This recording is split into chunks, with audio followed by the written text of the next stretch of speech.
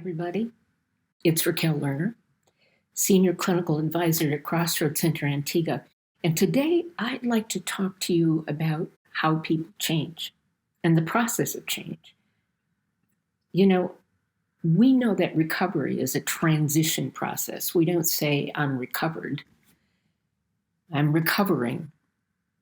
The process from using to sobriety, the process of changing boundaries or relationships, takes people right into the void.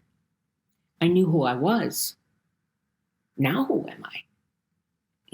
I knew who I was when I had this job. I knew who I was when I was drinking and using, but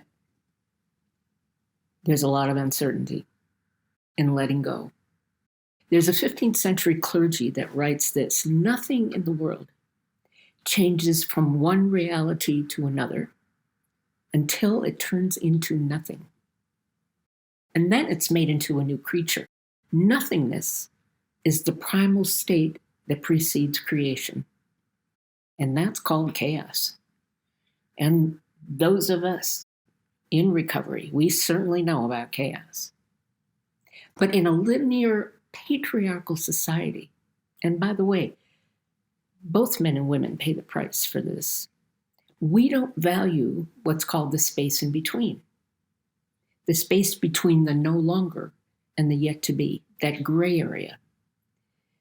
No one has ever taught us how to be in that womb, if you will, of becoming. And having worked with individuals and families for years, I can tell you that it's not really change that people resist, it's transition. We resist that gray area, not because we can't accept change, but we can't accept uncertainty. Transition means literally letting go of an old situation, an old identity, and suffering and coping with the confusion of in between. It's a natural, organic process from disorientation to reorientation, and no matter what transition we face, whether it's relationship, job, life, recovery, it's always the same process.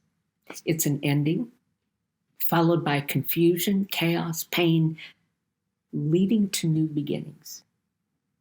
But as I said, in between the no longer and the yet to be, there is a chaotic neutral zone. And I'll tell you, this is where all the growth happens. It doesn't happen when you're hanging on to the old. It happens right here in that gray area. And the process is things go slowly for a time. And sometimes in our recovery, nothing seems to change. But if we can stay present and true to ourselves, we start noticing that the branch starts to bud. There's a little crack in that eggshell. With us, it's the same process. There is a short poem that goes like this: my boat struck something deep. Sounds, silence, waves, nothing's happening. Nothing is happening. Or perhaps everything's happening. And I'm standing in the middle of my new life. Sometimes in recovery, it feels like our boat has struck something deep and we are not moving. This is where we reach out to our community, to our sponsor, and learn to practice patience, faith, commitment. I want to say, too, that what makes transition sometimes very difficult are what I call the loss of dreams that haven't been grieved, that we're still hanging on to. Old dreams that we can't let go of. It's difficult to articulate the loss of a dream. As a culture, we're more adept at people grieving specific losses, the loss of a job, the loss of a house. Loss of a dream is sometimes almost more painful. Let me give you an example of a loss of a dream. A woman that I worked with was married to an alcoholic. She'd been married for about 5 years. He was extremely narcissistic, emotionally abusive. And one day he came home, packed his suitcase, and his parting words to her were, quote, "You were never that pretty or smart anyway." And he left. So it's 2 years later now. 2 years later, and her friends want to fix her up, invite her to parties, and she tells them, "I'm not ready yet." And finally, one of her dear friends said to her, "You are not grieving that jerk still, are you?" She didn't understand. She didn't understand her process, so she came to work with me. And what we discovered, it's not this man she missed. What she was grieving is that loss of a dream of the couple that was supposed to make it through time. The loss of the partnership that would be there the rest of her life. It wasn't him. When our dreams die, we owe them recognition in their passing.